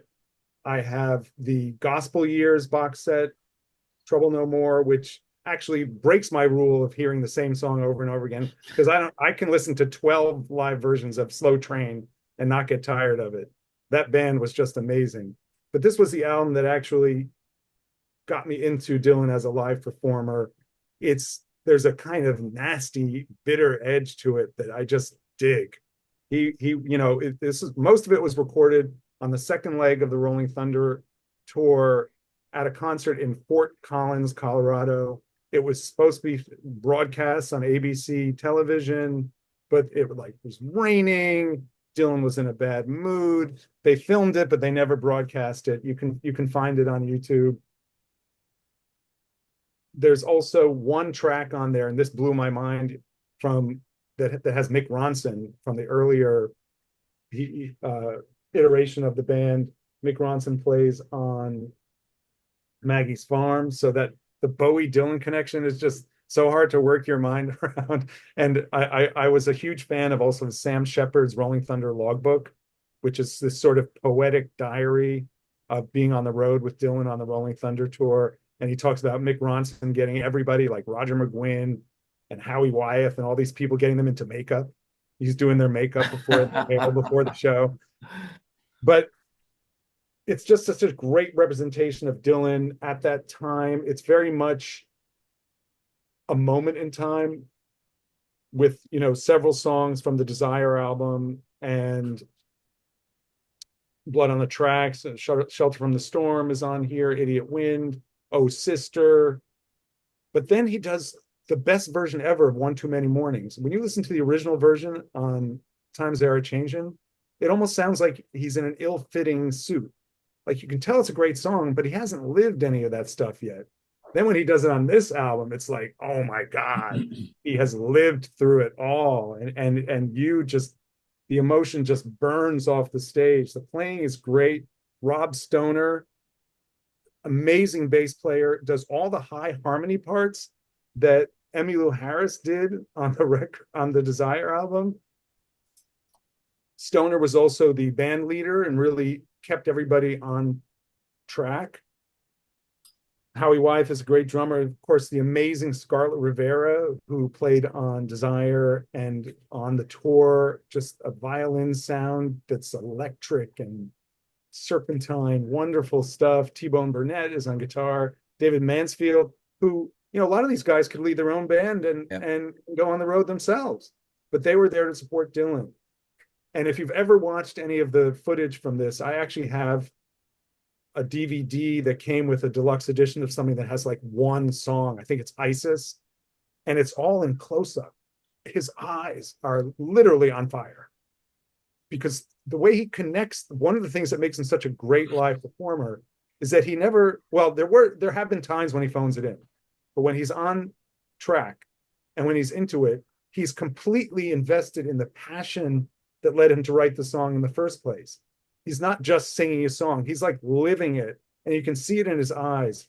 I just love the Hard Rain album, and I will say that it is probably one of the poorest reviewed albums on my list of great live albums. I'm just looking at Wikipedia here. All Music gives it 2 stars. Now gave it a B-. The Encyclopedia of Popular Music gave it 2 stars. Rolling Stone, 3 stars. They are all completely off their rockers and wrong. Hard Rain, one of the greatest live albums of all time. And I also have to give a shout out to Before the Flood, which was recorded on the tour with the band, which is mind blowing. And they're about to do a huge data dump from that tour, which I'm excited about. Oh, right. That's good. That's good to hear. Because there was a lot of songs that didn't make it onto the album. So if there's some repetition, that's cool. But I really want to hear some of the songs that they did in concert but didn't make on the album. So this is a great place to start with Dylan as a live performer. Hard Rain. If I was clever like Paul, I would have shoehorned loads of artists into one show, because I would have picked The Last Waltz, you see, which I think is absolutely breathtaking, But there you amazing. But I wasn't clever enough. I cheated. My number 2 is Live and Dangerous, Thin Lizzy. I knew that was going to be on here somewhere. It's the live album I listen to the most. I love Lizzy. They're one of my favorite ever bands. I think Phil Lynott was a genius. Again, using the genius word, but he was. Again, Tony Visconti produced it. And there's lots of controversy over this album, of course, because Visconti reckons 25% of it's live and all the rest of it's sort of bits and bobs. The rest of the band argue otherwise. But to back the rest of the band up, the 8 CD box set that's come out, which are all straight off the desk, of different concerts, they all sound the same and the quality's brilliant. So I don't quite get the purpose of them sort of going in and adding little bits. It doesn't make much difference to me because they all sound fantastic and they can all play. But this is a great, great album. Scott Gorham, Brian Robertson's the classic lineup. Brian Downey, one of the great rock drummers in my opinion, and he swings forever. He's a brilliant drummer. Phil in it, just fantastic. Huey Lewis makes an appearance on harmonica, and he's a terrific player. The songs are just incredible. Of course, you've got Jailbreak, Boys Are Back in Town. Of course, Still in Love with You is one of the great highlights. The guitar play's brilliant, but you know what's even better? The space, the sheer space and air when the song, and it just lets, like Free, actually, just lets the song breathe beautifully. Yeah. We've then got Are You Ready, which I love. It's just proper macho rock. You know, the whole Are You Out There? And then Are You Ready? And it's full on hard rock for 2 solid minutes. Just brilliant. We've got some great stuff like Blues Boogie, like Suicide, which is a great tune. Baby Drives Me Crazy. It's just a sensational album. I know word for word. I've played it to death. Don't believe a word. All the rest of them just sensational. Go out and listen. Just go out and get it if you've not got it. The box set is brilliant because there are some different tracks on the 8 CD box set as well. And I think one of the gigs has got Gary Moore on as well. So that's a slightly different version as well. And that's worth checking out. But hey, I love Lizzie. The story I heard from Visconti was that Phil Lynott wasn't quite happy with some of his performance, so they went to a studio in Canada. Yeah, and he did bass and vocals. And then when the other guys heard, they were like, "Wait, he gets to fix his mistakes." Yeah, I've heard that. Mistakes, and they were like, "All right," but who knows? Maybe it's not true. Maybe it's just a story. But even if it is, if you go listen to the live CDs, they can clearly play. They were absolutely unreal. Oh yeah. So it just seems no a doubt. bizarre. I have a great bootleg of there from 1978 in California. That's pretty steamroller. They were just a great band. So there we go. That's my number 2. It's a killer. What have you got at number 1 then, Paul? Number 1, the first live album I ever bought. Still have vinyl copy of it today, which I've had. So you stole my thunder, but I've had this album since 1971. I bought it there from my mum's catalogue. I was looking at it today. I've still got all the inserts, except for the poster. The poster, which was on my wall when I was 15, the marquee Maximum Rhythm Blues poster. And for the life of me, I haven't looked for it, but it's not there. So I guess it's maybe got lost over the years. But just an unbelievable album. Sadly, the vinyl copy I've got now is scratched to death. But I've got the deluxe version of the CD. But it's just always blown me away. No live album has ever come close to that for me, you know. And like you said, the kind of instrumental, the instrument. I was going to make the same point about have you ever heard three instrumentalists making that kind of sound? There's points in that version of My Generation. There's one point, 11 and a half minutes went in, I was looking at my watch this morning, where they hit this big E, and it's just like this crescendo of noise. Yeah. It's just like, how can one bass player, a guitarist, and a drummer make that noise, that sound? It's just unbelievable, you know. I mean, Ed Russell, one of my big heroes, being a bass player, you know. There was a meme I saw on our website the other day, it was, which summed it up, it said, a song is just a bass solo with words, and I thought that sums up Edness's approach to playing, because he played lead as much as Townsend did. You know, he just played his own thing. And I was lucky. I actually saw the Who at Green's Playhouse in 1971 when they're touring Who's Next, and I was sitting about 5 rows in the front. I could almost have reached out and touched the band, and the ticket cost me 75 pence. So yeah, that album will always be my number one live album for all the reasons that Jeremy mentioned and more. Just incredible. Top draw stuff. Jeremy, what's your number 1? My number 1 is Bob Marley and the Wailers, Babylon by Bus. That was on my list as well, but it's not. Yeah, it's great. So I'm pleased you chose it. I had a feeling you might. I got the original copy with the cutout windows. Anyway, but I actually became obsessed with this album right around the time it came out, maybe a little bit afterwards. It's the sort of widescreen, world-dominating reggae that I don't think has ever been done by anyone else. You know, the band was big. They had two guitars, Junior Marvin and Al Anderson. They both had different styles. Al Anderson was kind of a bluesy guitarist. Junior Marvin was a little bit harder. So they trade leads. The version of Lively Up Yourself on this, I cannot sit still when that is playing. And when he does I think it's Al Anderson does the thing where he baits the audience with one note. He goes, Down, and then they all go, yeah.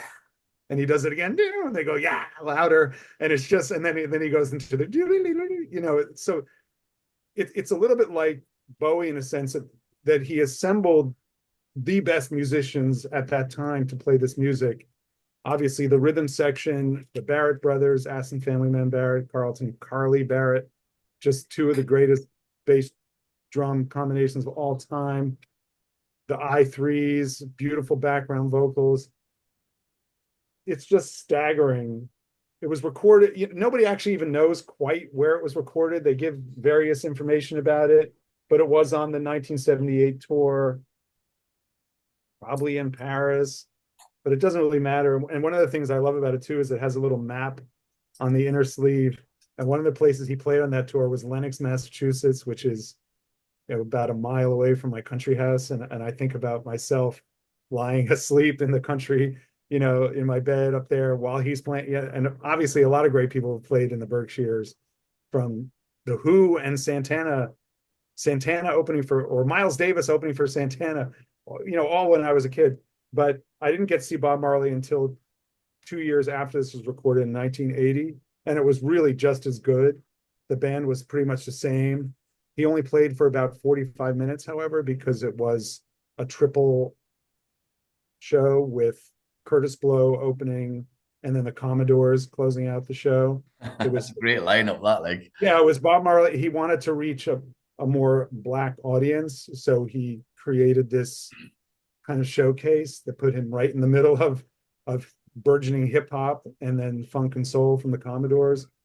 Really just one of a magnetic live performer with charisma to burn. The song list is unimpeachable. It's from his whole career up to then. And it also included Punky Reggae Party, which was only a single. Yeah. It was years before I heard the single version of it because I never saw a copy of that 12-inch in any record store in the States. But that was actually one of my favorite songs on here. It's so much fun. And, you know, Bob Marley could be a very serious man, as we know, messianic, political, standing up for what's right. But when he goes into something fun like Punky Reggae Party or Kinky Reggae or Jammin', and he's just so light and it just carries you along. Really a magnificent album. I love it. And I can't tell you how many times I listened to it. And a funny story about it is a lot of times when I bought albums back then, I would put them on tape so I could listen to my Walkman and also to preserve the vinyl. My mom heard it and she borrowed the cassette from me because she wanted to hear more of it.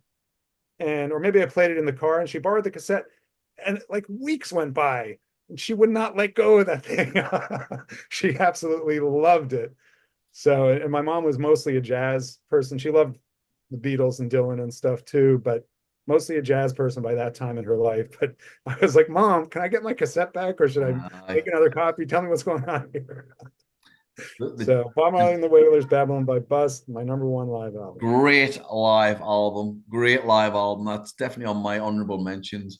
My #1 is also live at Leeds. I'm going to go with the Super Duper Deluxe Edition. I just think it's incredible because the live at Leeds used to annoy me with all the crackles and pops that were on originally, and the deluxe editions removed them all, which is great.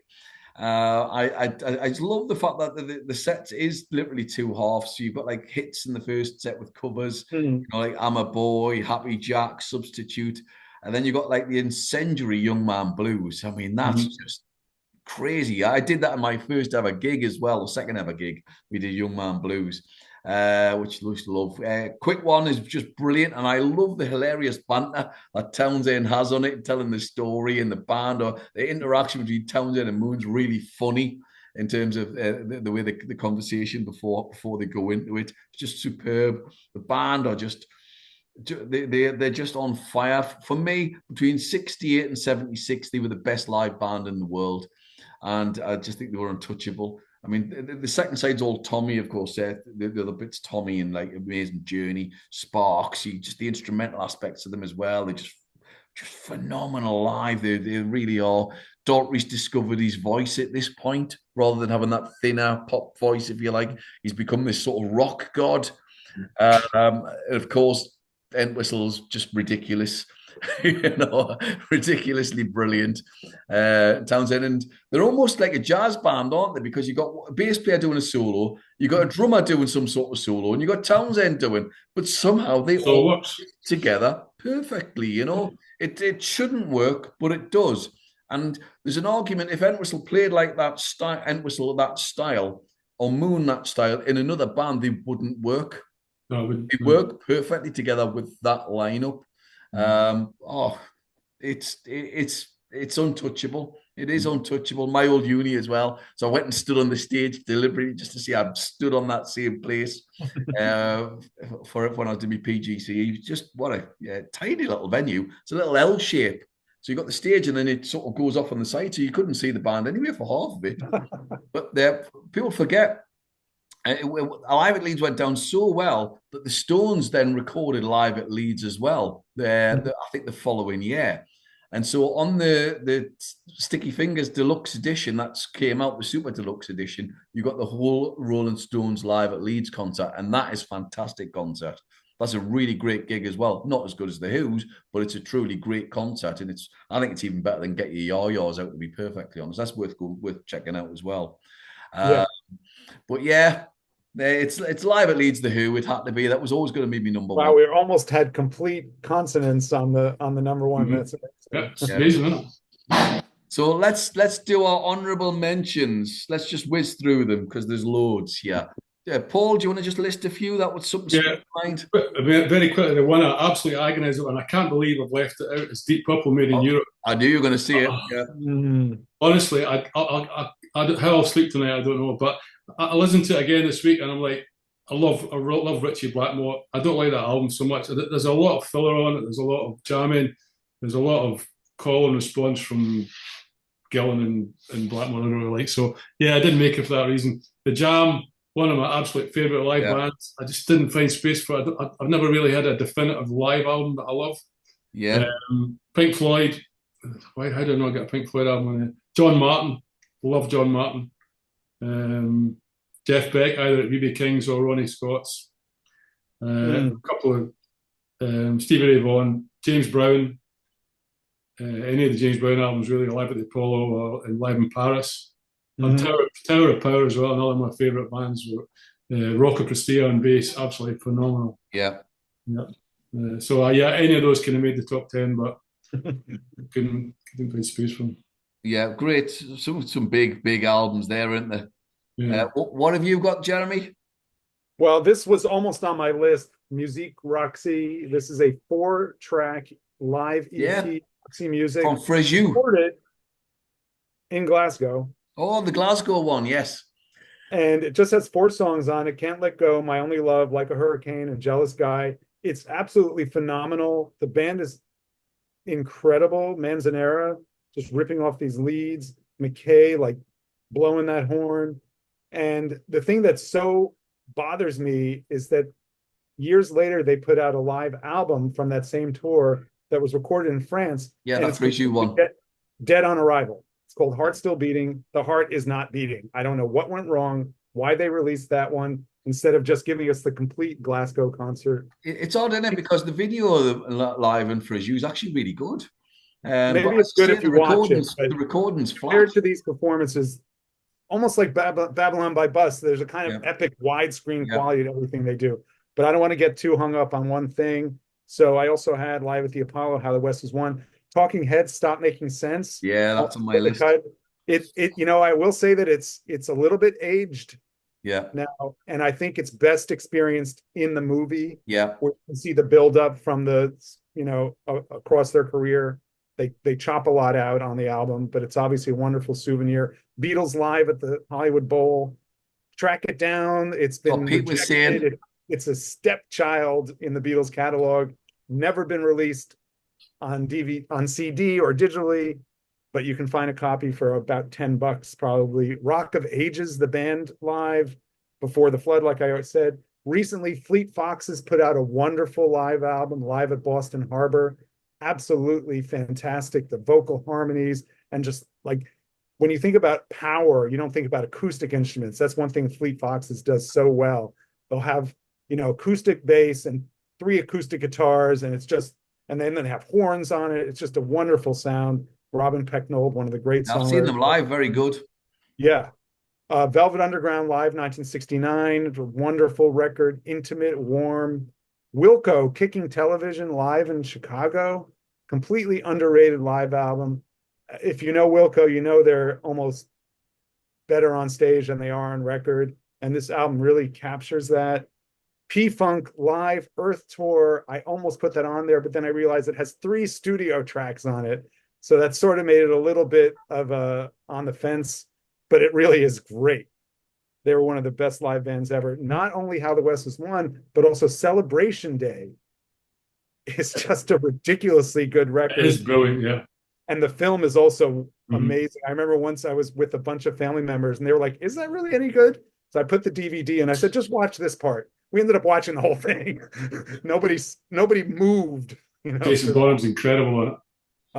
I also have Santana Lotus. It's a bit too sprawling. It's 3 LPs, but man, the virtuosity on display is just incredible. That was a great time for them. It was like 75, so they were getting more into like jazz, but they still had that grit that they displayed at Woodstock. Nirvana live in New York, Unplugged in New York City, just absolutely a wonderful record. Kurt Cobain really showing off different sides of himself. Get Your Yayas Out. The Replacements, we've started getting these great live albums. For Sale live at Maxwell's is a wonderful collection of their stuff. I mean, I could go on. I have this huge stack. You see it behind me. Yeah, it's ridiculous. I love live records. Crazy list that. That's a few honorable mentions. A quick few from mine. Deep Purple, made in Japan. Just love it. You mentioned Marley. The Ramones, It's Alive. Oh yeah, maybe their best record. Bill Withers live at Carnegie. Yep, great album. The band you've mentioned, Van Morrison. It's Too Late to Stop. Oh yeah, It's Too Late to Stop. Album actually, and that was really close. I mentioned Queen to a point there. The Specials, Moonlight Club's a great gig, although subsequent years later released. Elvis Costello live at the El Macombo is a great album. Yeah. You know what I love about the Specials?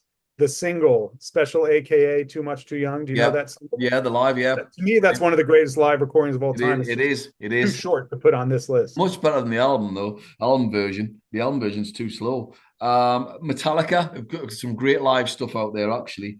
So they're most of the ones that I've gone with. I've got Led Zeppelin here. Motorhead, of course. No Sleep with U2, Blood Red Sky, which was meant a lot when I was a kid. ZZ Top. Dire Straits, Alchemy, which I love as well, and Neil Young's Massey Hall. So yeah, another one that I wanted to mention was His Golden Messenger. He really puts on, that's MC Taylor and whoever he's playing with. He has an amazing band right now, and he's put out a slew of live albums. It's a little bit easier now with, if you have a good recording, you just put it on Bandcamp, and people who want it can get it. Some of them reach a level where you're like, please put this out on vinyl. You're killing me. And there was one he recorded at Earth in Manchester, I think, or Liverpool. There's a club called Earth. Do you know what I'm talking about? Hold on a second. Yeah, anyway, so he just has an incredible, Hackney. It's a place called Earth in Hackney. Hackney, London, right. And I remember him talking about it, saying, like, I went there, the venue felt a little cold. I wasn't sure. I felt out of place. And then he just goes on to blow the roof off the place. Songs stretch out. The band really plays. If you've never seen a Hiss Golden Messenger concert and you want to get an idea of what it's like, listen to this one, A Midsummer Night's Dream, live at Earth Hackney. It was almost a top 25 for me. It really is a great record. So there we go, folks. There's some absolute belters, some real good honourable mentions. Send in your lists.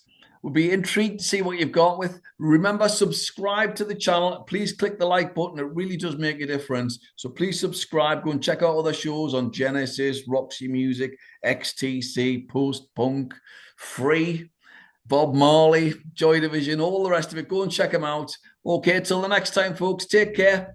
Bye-bye.